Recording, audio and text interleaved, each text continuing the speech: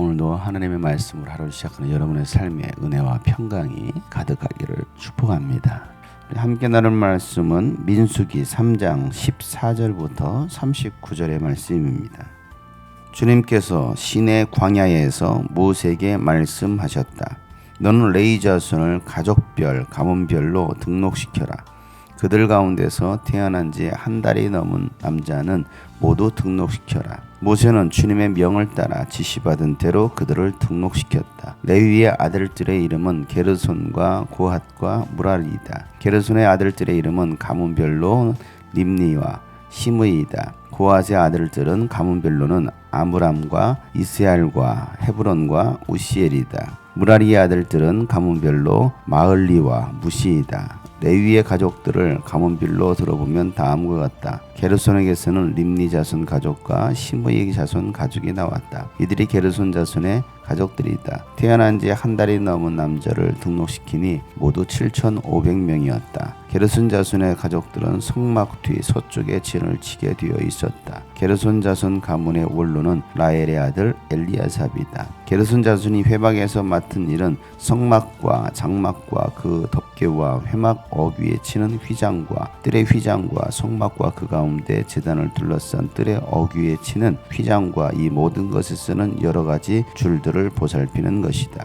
고핫에게서는 아므람 자손 가족과 이스라엘 자손 가족과 헤브론 자손 가족과 오시엘 자손 가족이 나왔다. 이들이 고핫 자손의 가족들이다. 태어난 지 한 달이 넘은 남자의 수는 모두 8,600명이다. 이들은 성소의 일을 맡았다. 고핫 자손의 가족들은 성막의 남쪽에 진을 치게 되어 있었다. 고핫 가문 가족의 원로는 오시엘의 아들 엘리사반이다. 그들의 임무는 법궤와 상과 등잔대와 제잔들과 제사드릴 때 쓰는 거룩한 도구들과 휘장과 이것들에 관련된 모든 예식을 보살피는 것이다. 레위 사람의 최고 원로는 제사장 아론의 아들 엘르아살이고 그는 성수의 일을 맡은 이들을 감독하는 책임을 맡았다. 무라리에게서는 마울리 자손 가족과 무시 자손 가족이 나왔다. 이들이 무라리의 가족들이다. 태어난 지 한 달이 넘은 남자를 등록시키니 모두 6,200명이다. 무라리 자손 가문의 원로는 아비하일의 아들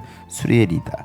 그들은 성막 북쪽에 진을 치게 되어 있었다. 무라리 자손에게 부여된 임무는 성막의 널판지들과 가로다지들과 기둥들과 밑받침들과 거기에 딸린 모든 기구와 이것들에 관련된 모든 예식을 보살피는 것이다. 이 밖에도 뜰 둘레에 세우는 기둥들과 밑받침들과 말뚝들과 여러 가지 줄들을 보살피는 일이 있다.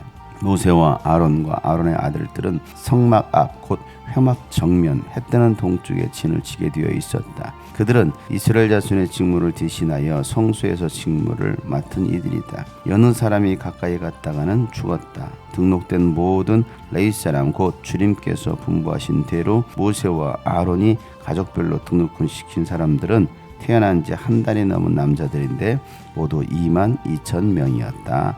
아멘. 본문 말씀은 레위 자손들의 인구 조사하는 내용이 기록되어 있습니다. 레위 아들들은 3명이었습니다. 게르손과 고핫과 무라리였고 특별히 이들 인구 조사할 때는 나이가 한 달이 넘은 사람을 등록을 시켰습니다. 다른 12지파를 계수할 때는 나이가 20살이었습니다. 군대 갈 수 있는 나이를 계수하고 그들을 인구조사에 등록을 시켰습니다. 그런데 레위 자손들은 한 달이 된 아이들을 등록시켰습니다. 이 한 달이 되었다라는 것은 이제 아이가 살 수 있는 나이가 되었다라는 것이죠. 우리도 옛날에 보면은 1년, 2년, 3년이 지나면 호적을 등록했던 것처럼 한 달 정도 되면 이 아이는 이제 살 수 있다라고 생각했기 때문에 호적을 등록할 수 있었던 겁니다. 그런데 이 레위 자손의 이 3명의 아들들, 그의 자손들에게는 특별히 맡겨진 일이 있었죠. 각 지파마다 해야 할 일이 있었고 이 레위 자손도 마땅히 해야 할 일이 있었다고 했습니다. 이 레위 자손은 특별히 하나님께서 성막에서 이스라엘 백성들을 대신해서 하나님의 일을 맡아서 했던 사람들이 바로 레위 자손이었습니다. 그런데 이 레위 자손들 가운데서도 이 3명은 특별히 그들이 맡은 분야가 있었다는 겁니다. 게르손 자손 같은 경우는 회막에서 맡았던 일이 성막과 또 장막 또 휘장 같은 것들을 보관하고 또 관리하고 이동하게 됩니다. 철수하거나 또 설치할 때도 마찬가지죠. 고핫 자손 같은 경우는 성막의 남쪽에 진을 치고 성막의 기구들, 법궤나 상과 등잔대와 같은 제사에 쓰여지는 그런 도구들을 관리하고 또 보살피는 일을 했습니다. 무라리 자손 같은 경우는 성막의 널빤지, 가로다지, 또 기둥들, 밑받침 이런 것들을 보살피고 관리하는 일들을 감당했습니다. 그 12지파도 성막을 중심으로 해서 동서남북이 이 12지파가 진을 치고 배치가 되었다고 한다면 레위 자손도 마찬가지였습니다. 레위 자손도 동서남북으로 나뉘었습니다. 동쪽에는 모세와 아론의 자손들이 동쪽을 지키고 있었습니다. 그리고 나머지 레위 자손들이 서쪽과 남쪽과 북쪽을 둘레로 해서 그들이 진을 치고 성전에 일을 했던 것이죠. 다시 말해서 성막을 중심으로 동서남북에는 레위 자손과 아론의 자손들이 성막 주변에 진을 치고 그 다음 12지파가 레위 자손 밖으로 해서 동서남북 진을 치게 되었습니다. 그런데 동쪽에는 아론의 그 자손들이 동쪽에 진을 치고 또 그 동쪽에 있었던 지파가 바로 유다 지파였습니다. 왜 레위 자손을 성막 주변에 진을 치게 했느냐? 이스라엘 백성들 12지파가 함부로 성막에 가까이 하지 못하도록 그들이 방어막이 되어줬다는 것이죠. 레위 자손이 방어막이 되어서 이스라엘 백성들이 함부로 성막에 가까이 했다가는 그들은 죽임을 당할 수가 있습니다. 모세와 아론과 아론의 아들들은 성막 앞 곧 회막 정면 해 뜨는 동쪽에 진을 치게 되었는데 그들은 이스라엘 자손의 직무를 대신하여 성소에서 직무를 맡은 이들이었고 여느 사람이 가까이 갔다가는 죽었다. 아무나 가까이 갔다가는 죽기 때문에 하나님은 이들로 하여금 이스라엘 백성들의 중간 보호할 수 있는 그런 방어막 역할을, 중재자 역할을 감당했던 사람들이 바로 레위 자손들이었습니다. 그리고 성막의 동쪽은 입구죠. 그 동쪽을 통해서 성막으로 들어갈 수 있기 때문에 동쪽에 있는 문은 굉장히 중요한 문이죠.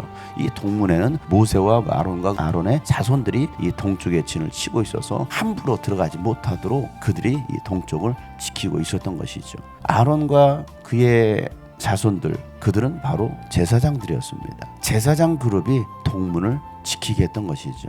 이스라엘 백성들의 죄를 대신해서 하나님께로 가지고 나아갈 수 있는 사람들이 바로 아론의 후손들, 제사장들이었습니다. 그 제사장들은 이 동쪽을 통해서 들어갈 수 있었고 또 유다 지파가 동쪽에 있었다는 것은 유다 지파를 통해서 바로 예수님께서 이 땅에 오시게 됩니다. 예수님은 대제사장이 되시죠. 그러니까 그러한 상징적인 의미에서 인간의 모든 죄를 대신해서 감당하실 수 있는 분은 바로 대제사장 되신 예수 그리스도라는 것을 말씀하고 있습니다. 구약 시대 때는 이스라엘 백성들이 함부로 가까이 하나님의 성막에 나아갈 수가 없었습니다. 그러나 이제는 예수 그리스도를 통해서 누구든지 하나님의 성소에 나아갈 수 있게 되었습니다. 그게 하나님의 은혜라는 것이죠. 그래서 오늘 이 성막에 진을 치고 레위인들과 또 아론의 그 자손들 동서남북을 진을 치며 이스라엘 백성 사이에서 하나님 사이에서 중재자 역할을 감당했던 것처럼 우리와 하나님 사이에서 중재자 역할을 감당하셨던 예수 그리스도를 통해서 우리는 이제 하나님의 성소로 나아갈 수 있게 되었습니다. 오늘 우리가 예수 그리스도를 의지하고 은혜를 얻기 위하여 하나님의 성소로 나아가는 저와 여러분 되시기를 주의 이름으로 축복합니다.